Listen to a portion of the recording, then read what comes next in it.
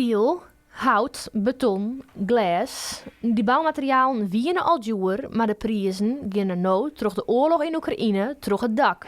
Stiel is bijgelijks haast 80% duurder geworden.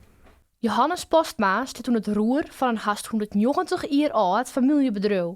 Maar in al die tijd had er niet zulke hoge prijzen meemaken. Als het nou op het moment gaat, dat is extreem. He? Ja, ik kreeg eigenlijk van mijn leveranciers enkel die prijzen. En ja, dat had hij in offerte te staan. Maar ja, een aannemer die kan ook niks met mijn offerte. Want je had net dezelfde dag als opdracht van zijn opdrachtjouwers. En ja, je moet er altijd weer achterom van. Ja, wie heeft opdracht, maar ja, hoe ben de prijzen? Een soort grondstoffen voor bouwmaterialen komen uit Rusland, Oekraïne en omkrietenwaai. De fabrieken daar liggen stil, waardoor er hier minder leveren wordt. Ook producten als verven en zink en net te vergeten brandstof binnen het worden.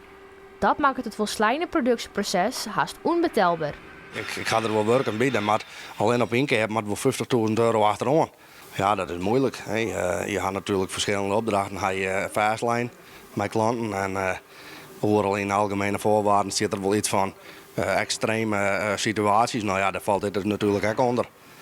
En dan moet je zien hoe je daar met de klanten uitkomen. Maar die houdt een een heel vervelend gevoel. Net alleen voor u, maar ook voor de klant. En ja, ze moet altijd slikken.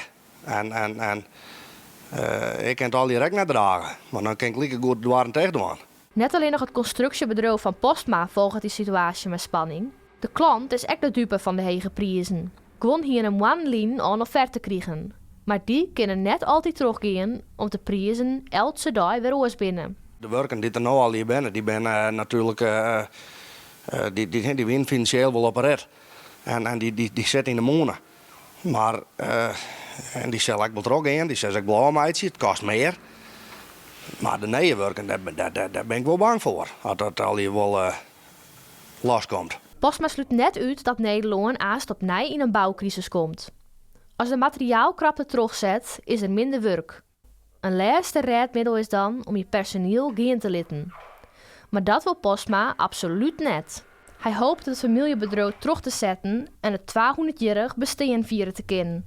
Al is het wel houden en keren. Je moet gewoon vooruit zien en er zal altijd boven de werk blijven. We zijn een bedrijf, we zijn met 18 medewerkers.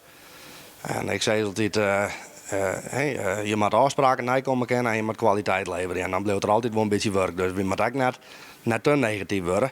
Maar het is wel een heel onzekere tijd met alles wat er gebeurt in de markt.